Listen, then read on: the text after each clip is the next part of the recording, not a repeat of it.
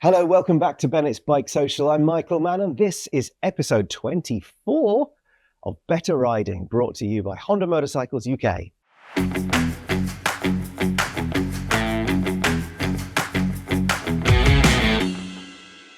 So joining me, as always, is our expert riding coach, Mark McVeigh. He's an ex-MotoGP engineer.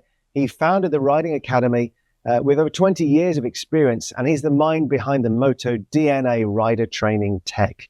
He's helped over 10,000 riders, he tells me, become smarter, safer, more confident. G'day, Mr. Mann. How are you getting on there today? Here he is. Yeah, mate, I'm better than the weather, thankfully. It's deepest, darkest January here. It is horrid outside. It's certainly not the motorcycling weather. I hope you are okay, Mr. McVeigh. Do you know what we're going to be talking about? Yes, today we're going to debunk trail braking. It's a contentious subject, isn't it? We've got many different opinions, but we're here, aren't we, today to set the record straight. What about, so a debunk, that's a funny old word. We know there's a bit of mystery around trail braking, but do you want to crack on? Yeah, absolutely. 100%. 20 years as a motorbike coach, I've never seen anything that, triggers debate amongst riders as the term trail braking. Why is that? Why do you think it is? Because racers use trail braking, and we've got some footage of a fine gentleman here on the outlap. And, cheeky. This is what these guys are using, as you know. And, racers are using trail braking in most corners, and they slow down, the bike as quickly as possible from upright on the straight to, when they're at full lean at the corner apex. And, their goal is to keep the tires close to and often over the traction limit. And therefore, many road riders associate trail braking, with this high-speed corner entry, which is obviously the opposite, of road riding techniques where we mostly get our braking done before the corner entry. A lot of riders are seeing it and hearing the term when it comes to racing. They assume that it should be for the track only, but how does one manage those triggers? It's just about focusing on the critical thinking, rather than the hype. And having the school for so long, and now we're into the online training, we really focus on, aviation, black box thinking. We have to explain clearly with logic. So the first step is, to have an open mind and not get triggered. And, especially if we're older, we've got less neuroplasticity, and, we take longer to learn new skills compared to when we were younger. Neuroplasticity. Well, there's your word of the day. All right, let's begin then. Where do we start? How do we know what trail braking is about? Yep, exactly. So step one is define exactly what is trail braking. And this is another very common thing. Often amazed how many riders actually argue or get triggered. And yet we say, well, what is trail braking? And they actually don't understand or have the wrong understanding of it. So we define that first. The definition of trail braking is to carry some front brake pressure after starting to turn or lean your bike into the corner. And then as you lean the bike more into the corner, you reduce or trail off that front brake pressure. Yeah, perfect. That's good. I understand that bit. So naturally, I've heard of trail braking, and we've touched on it before, and I've also heard about comfort braking. There's another term, and my colleague Steve, who you know very well, he often talks about the differences between trail and comfort braking, but perhaps you can define it. What is the difference? Yeah, well, comfort braking is kind of applying the brakes when you're already in the corner. So, something's happened in the middle of the turn to make you uncomfortable with your speed. Maybe there's a hazard that's caught you out and you just want to slow down a little in the corner, so you might just have a little bit of brake pressure just to take the edge off that speed. Yeah, because official advice would say, finish your braking before you start your turning, right? Isn't it? That's kind of that's motorcycling 101. And I think that's what a lot of people get a little bit confused with, because they say, oh no, don't touch your brakes when you're in the corner. So it kind of goes against the grain, right? Trail braking. Yeah, exactly. We're not saying that you should trail brake into every corner. In fact, trail braking is not a strategy for the road. We never rush on the road, especially corner entry. Trail braking is simply another tool in your belt for advanced riders. And we'll go into that in a bit more depth shortly. But first, let's go back to that critical thinking and go back to first principles. We're talking about trail breaking here. Why? What problem are we trying to solve? And the first problem is really, those stats, these crash stats. If you look at we've got it sort of circled here, but, half of bike crashes are single vehicle, half of those are in corners, and 80% of those are, the rider failed to react. And often that ends up with the rider, running wide and, crashing in the corners. Lucky for this rider that didn't happen. But, clearly there's a big problem with motorcycle crashes in corners. That's undeniable, right? Yeah. Why do you think that is, though? That's relevant to braking, presumably? There's a bigger picture here, and it's kind of the training that riders have available to them is not working in the real world. So if you go beyond the official advice and, the 20 odd hours to get your license, the training to get your license, we're not waiting on the government to fix motorcycling. The motorcycle industry needs to fix motorcycling. That's the key thing, and you see Honda on their corporate website with, the 0 crashes by 2050. There's a lot of talk about that, Vision Zero. And unfortunately, the data is going the wrong way. So, we need to dive in here and apply our critical thinking.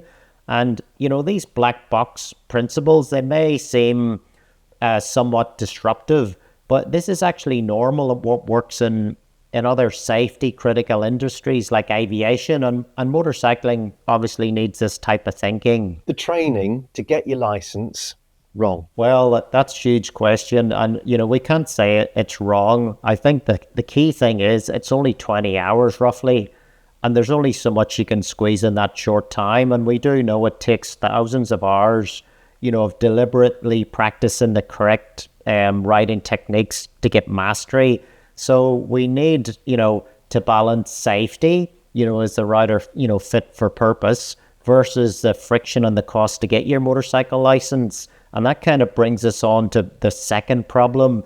And that is there's no kind of like low friction access to continual rider training. So if you think motorcycle riding, our philosophy is whole of life, and the training should be too. But as the rider's proficiency increases, they need specific tailored advice, and the training kind of needs to be modernized to suit that. Yeah, I agree with that, definitely. I don't want it to be a barrier to entry. So it shouldn't be something that puts people off getting into motorcycling. But exactly, equally, we need to make sure that that those who do get into motorcycling understand much more about riding and become better than they are, currently or initially.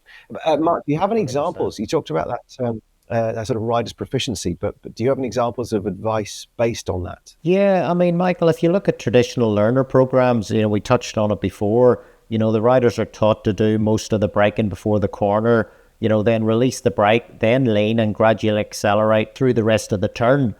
And, that's fine for novice and inexperienced riders. Their speeds are relatively slow and, so they've got that room for error.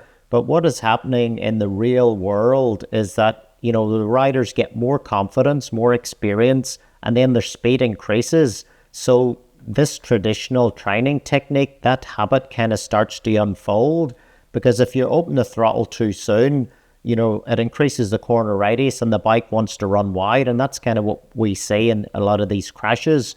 So going back again to the root cause of that problem, it's not having, the low friction access to correct training techniques, including trail braking, that are personal to the rider based on their proficiency, if that makes sense. Yeah, it does. Yeah, it does, because you need to make sure that the people who are riding, who are getting better at riding, that training goes incrementally up with their ability, or even the type of bikes that they're riding as well, because naturally you learn on 125, you want a bigger bike, perhaps a quicker bike, and exactly equally there's that training needs to. But I mean, in your mind, how do you fix that? Yeah, well, I think the first step is a mind shift. We want riders to aspire to get better, and that's why we're doing this Better Riding series with Bennett's and Honda. And it's just like golf or football, whole of life regular training and practice. And we have this online system, motorbikecoach.com, that has that modern riding system there.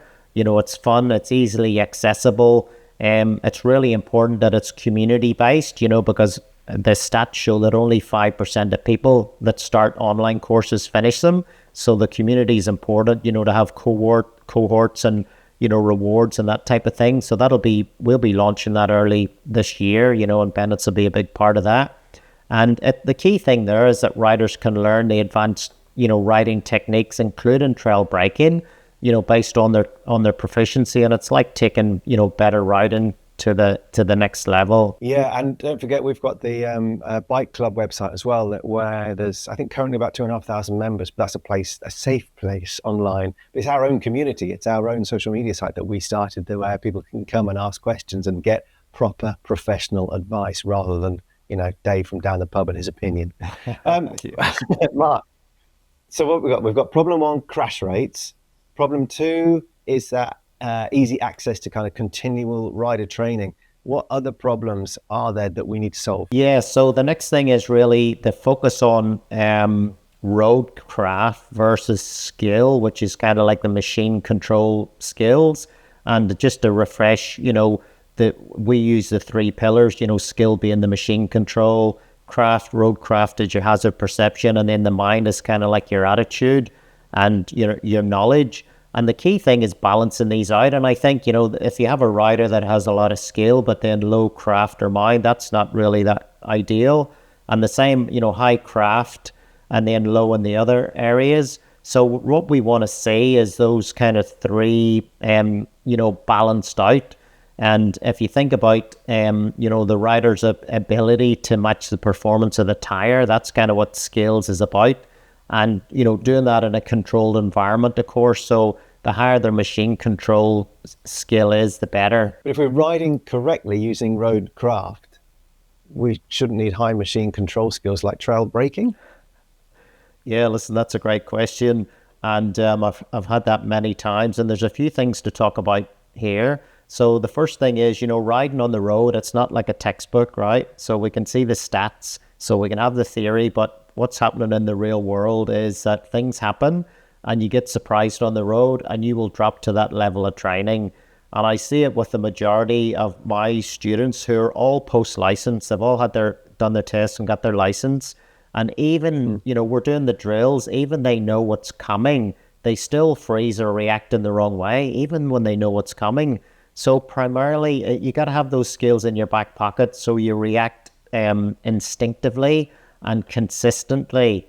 And now the other thing to add too is, a lot of my students, they've got this amazing technology on their bikes, especially lean sensitive ABS. So the bike is very capable of dealing with these issues, but the rider still has to squeeze the lever. And if they haven't practiced it, squeezing the lever, they still drop to the level of their training, which is pretty much some sense of panic or freezing. It's, 23 and a half episodes into this Better Riding series, and you've mentioned it more than once about the training or the principles or the skills or the goals or the tests that you can take away from every one of these episodes. It's all about making sure that your mind is prepared for every eventuality. So if we can just raise your training skill or your ability, even just a tiny percentage, and that's what sticks with me.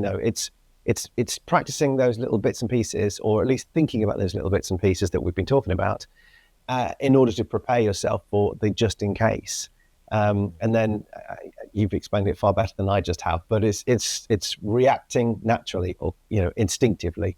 Anyway, but you've also spoken a lot about this aviation principles again, which is fascinating. How do they apply here? How do they help? Yeah, well, it's just recreating those kind of real world crash scenarios. People that crash, they're not inventing something new. People are doing all the same. They're all crashing in the same way. So we recreate those kind of real world crash scenarios in the controlled environment. And then the riders practice these drills, but using the correct technique until it's consistent and intuitive. And then when they go back on the road and they have a problem, then they react in the correct way intuitively. And it's kind of just like the police, you don't see them riding on the road like this, But, this guy here, he's trail braking. They don't ride on the road like that, but they've got the skills up their back pocket. They understand, how much grip there is from the tire, so they kind of don't panic, when something happens on the road. Yeah, we've spoken about it a lot, haven't we? Even probably from the first episode about, how many times do you go and practice your emergency stop? Because when you need to stop in an emergency, you will just, we've seen the data, how many people don't tend to squeeze the lever as hard as they should, for whatever reason, I don't know. And therefore, what are the benefits? There must be loads of other benefits of having these higher machine control skills. Yeah, there is. And, one of the things that people don't realize, if you have high machine control skill, it frees up headspace for better roadcraft. So if you think about it, if we use the example of a learner, they're almost kind of, oh yeah, there's the brake, the throttle, they're almost looking at the controls as they're using them. And then if you go to the opposite end of the scale, a highly skilled rider, their machine control is totally automatic and intuitive. So most of their headspace is available, for roadcraft, hazard awareness, positioning, vision, safety bubble, all those things. And if you think about most riders, they're somewhere between the learner and, that highest skill rider. So they've got varying levels of available headspace. And, and then these days, plus you've got all the digital devices and distractions. Mm-hmm. So, you can safely say that having higher machine control skills gives you, better roadcraft, headspace for roadcraft and, better overall safety. Agreed with that. I think it's a lot of people will concur that you go out onto the road and you've got to be aware that there are so many people. You're so vulnerable, aren't you? I'm not teaching you anything new here, but you've got to ride defensively. And again, we see it in the comment section on this in the YouTube video section, but we've also seen it across our Facebook page and so on and so forth. But Mark, we've discussed now trail braking quite a high level. Can you perhaps give us some examples or situations where we can trail brake on the road? Yeah, so if we get down to the basics, we've developed a modern riding system that kind of, has these riding fundamentals, and there's no rocket science around it, So if you think about, it's almost like a checklist, so if you've got, appropriate speed for the situation and your ability, that's kind of like, okay, check that box. Can you stop in your lane within the distance you can see to be clear? Okay, check that box. Are you using your safety bubble as a priority? Are you optimizing what you can see and to be seen? How's your vision? Are you looking at the vanishing point and scanning and doing your lifesavers? How's your machine control? Are you progressive with your input? You're not surprising the tire. Are you using the biggest corner radius practical for that corner so you can reduce, your lean angle and give yourself the optimal grip?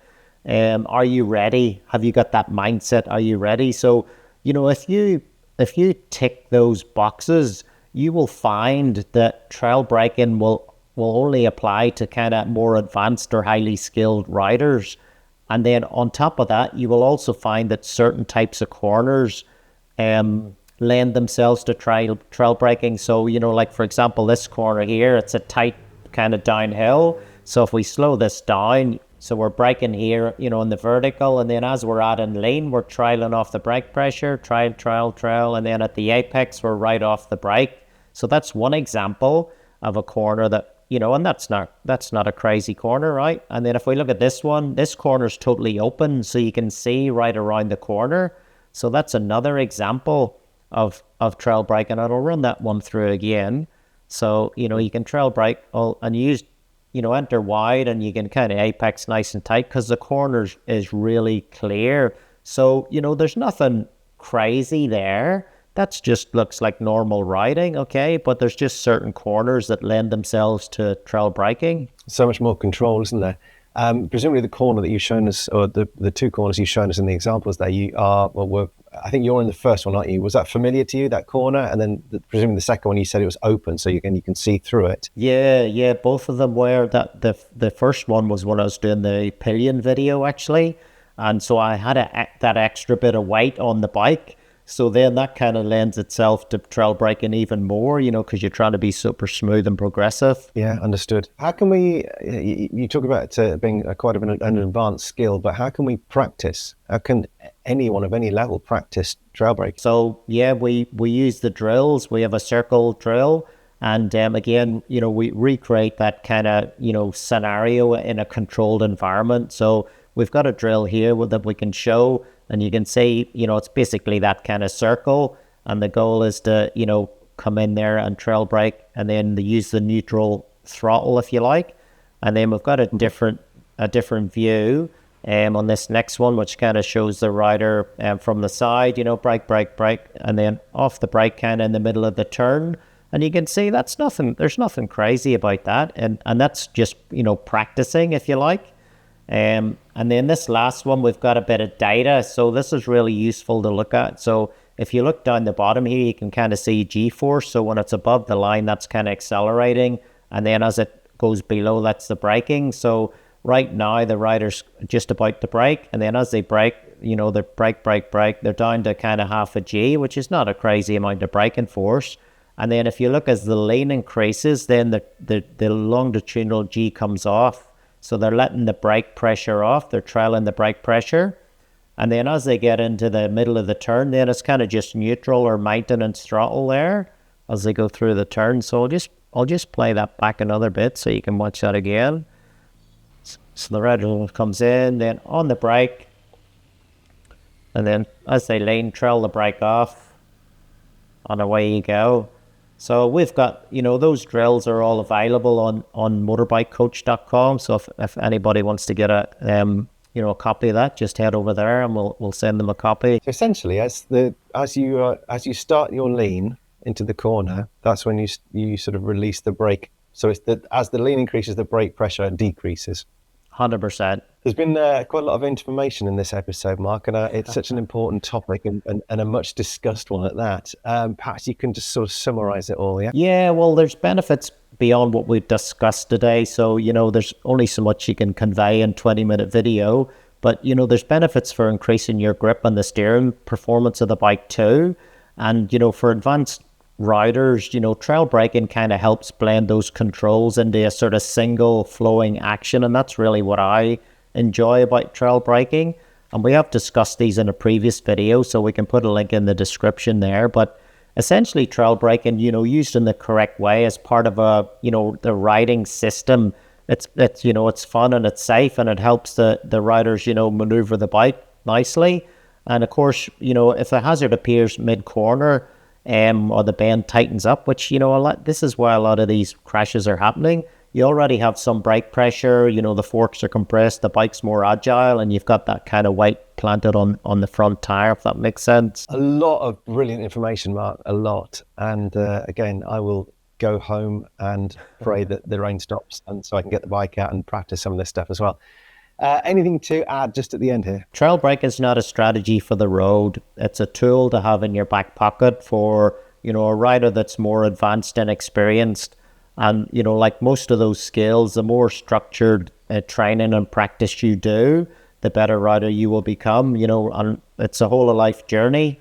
It takes thousands of hours to mastery, but, more skills, more fun. That's the kind of key message, right? I love that. More skill is more fun. Yeah, you'll really enjoy motorcycling the better you are at it.